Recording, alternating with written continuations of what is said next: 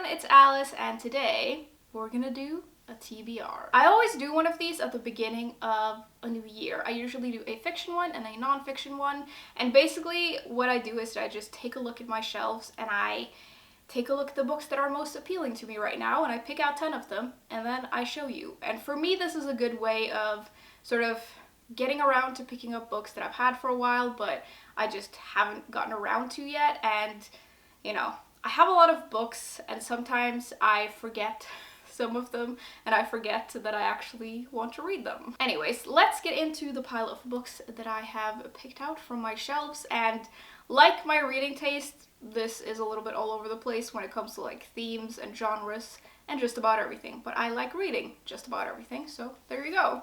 The first one that I have picked out is Love and Fury by Samantha Silva. And the thing that keeps like bringing me back to this book is the cover. Like every time I look at this book, I don't know, there's just something about it that's very appealing to me, and every time I look at it, I'm just like, yes. This is a fiction novel. It's historical literary fiction, but it's either like based on or it's taken inspiration from the life of Mary Wollstonecraft and her daughter Mary Shelley. Now, Mary Wollstonecraft was considered to be one of the first feminists, if not the first feminist, and obviously her daughter Mary Shelley wrote Frankenstein.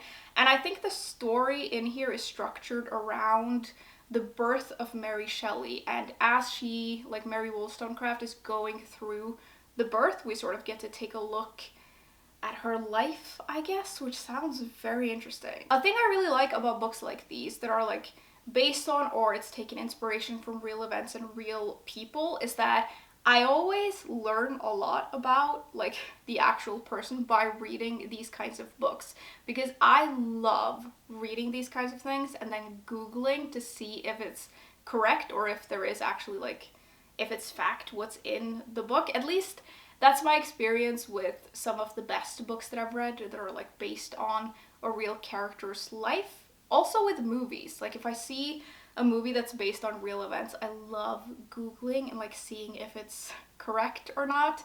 And a cool thing about that is that you get to learn about something, but you also get to read a fiction novel, which is an interesting way to sort of learn new things. But I also feel that usually maybe the story is a little bit more enjoyable to read and it's easier to get lost in than it is in just like a straight up biography. Secondly, I feel like it's time to read another book by this author. This is Greenbanks by Dorothy Whipple, and I think this will be my 5th Dorothy Whipple book, and I just love her books so much. They're such a treat to read, and there's just something about the way she writes and her characters, and just there's something about her stories that just appeal to me so much. This one seems to focus on the relationship between a grandmother and her granddaughter, which I love. I love reading stories about like familial relationships, especially when they're women. I think that's just very interesting to see.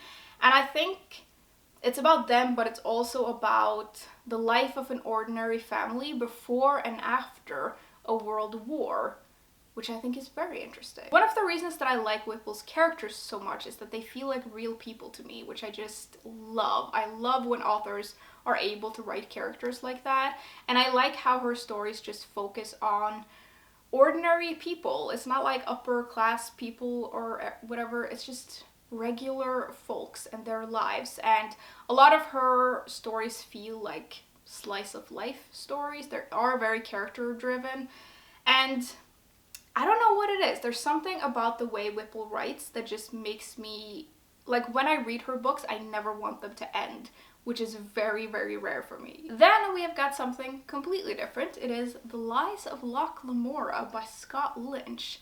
And I've had this book for several years now, and I just feel like it's time to maybe finally pick it up. I've had a few years away from reading like a lot of fantasy. I used to read loads of fantasy in like my late teens and early 20s, and then I just stopped doing it a little bit. But I feel like maybe it's time to get back into it. I think we follow an orphan in here who lives on this there's like this mysterious island city or something, and this person has been raised by a con artist, and they're basically just really, really good at stealing, and they get so good at stealing that they get a reputation for it, and they can steal from just about anyone. It seems to me like the main character is so good at stealing that he makes some enemies because of it, and that leads to some conflict, and he hangs out with a whole bunch of thieves, which I think sounds really great, and hopefully they go on some adventures, which you know I love. And I've had this recommended very strongly to me, and I just think it could be cool to read. I used to read quite a lot of high fantasy. Now I'm more into like urban fantasy, like that's where I've been loving fantasy the past couple of years, but I think getting back into higher fantasy could be cool, and I think this could be a fun way to sort of get back into it. Back to some more realistic stuff though, we have People Person by Candice Carty-Williams, and I kind of just want to read this because I want to read more by this author. I read Queenie by her, which is a book that book just like took me by surprise by how much I liked it, and I've thought about that book so much since I finished it, and I just want to read more of this author's work. I think she's a really strong writer, and I just want to read more. It's about this woman who has, I think, 4 half siblings, but she doesn't know any of them very well, and she grew up quite like turbulent, and it's left her with some abandonment issues, and I think she's in her 30s and she's struggling with being at a point in her life where she feels like her life isn't going anywhere. And then I think something happens that brings her and all of her half-siblings together. I love books that deal with family dynamics, and I love books that have a female main character that are in her 30s. I just think that's very interesting and very appealing to me.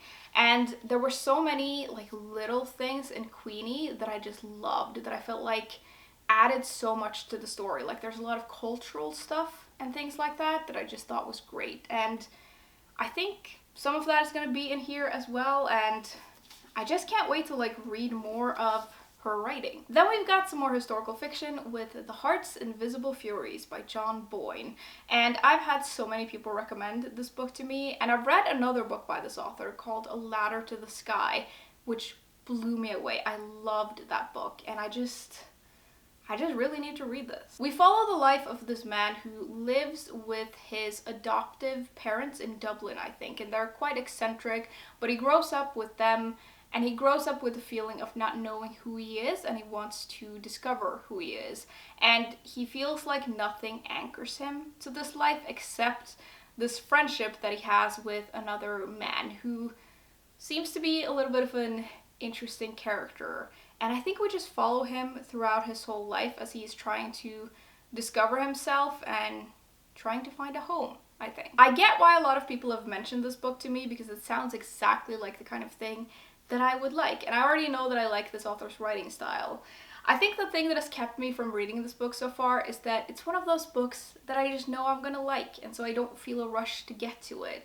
And I have a tendency to do that a lot. I'll like get a book and I'm like, I'm gonna love that book, and then I just don't read it because I don't feel a rush to get to it. But then when I actually read the book, I wonder why I've kept it for so long and like didn't read it.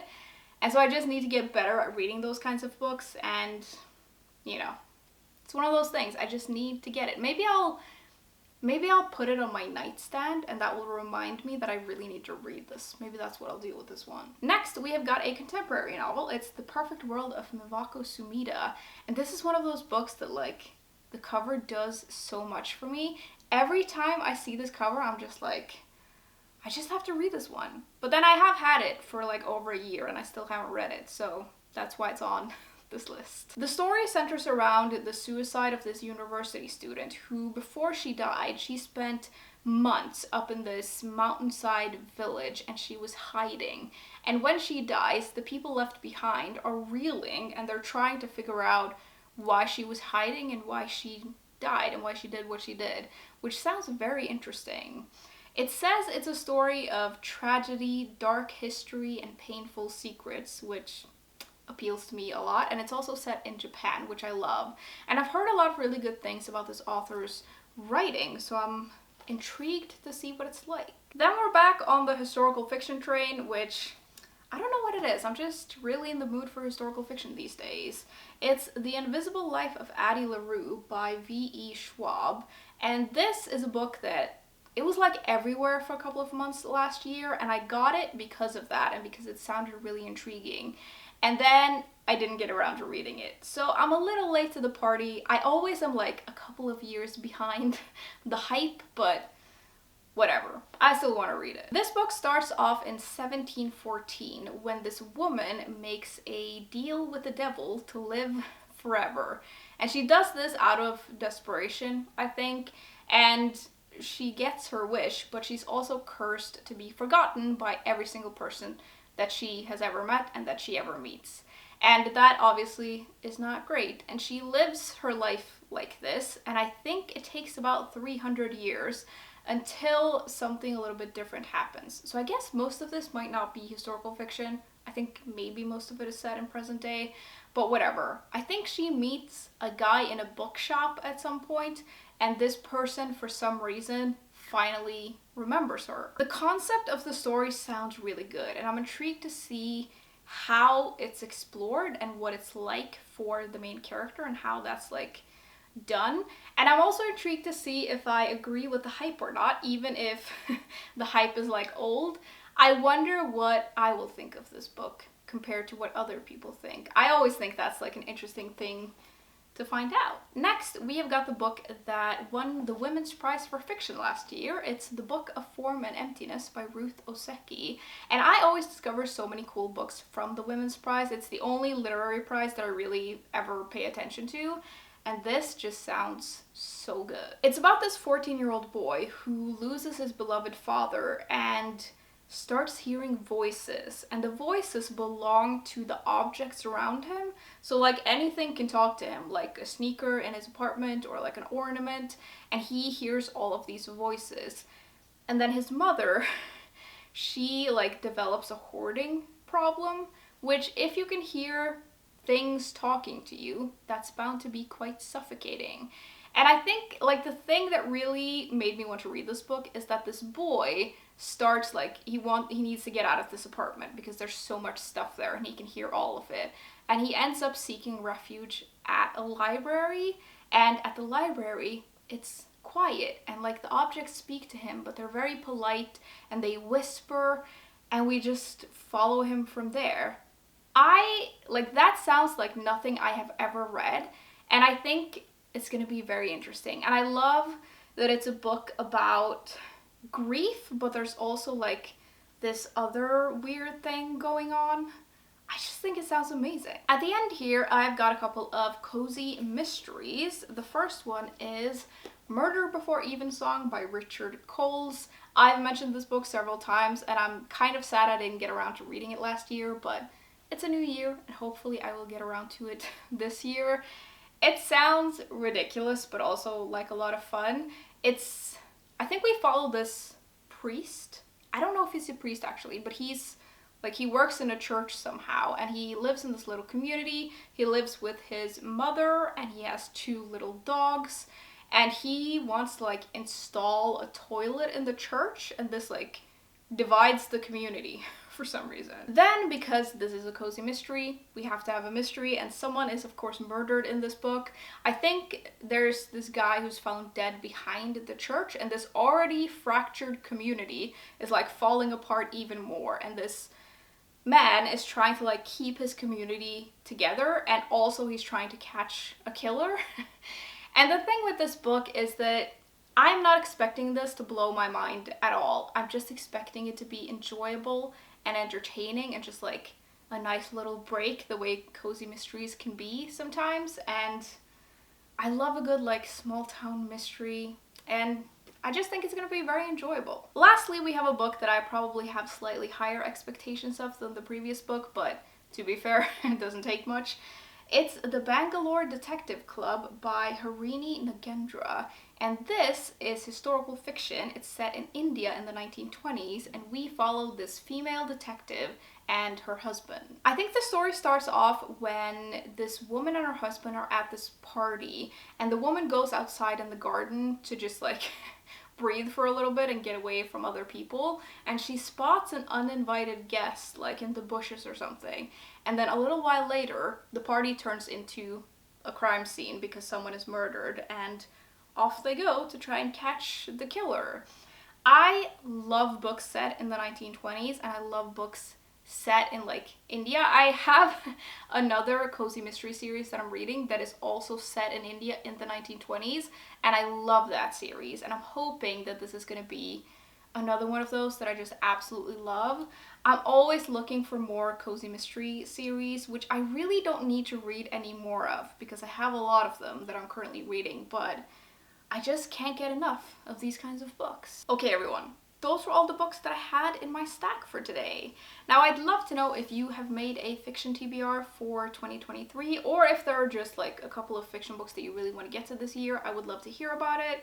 As always, thank you very much for hanging out with me today, and I will see you soon. Bye!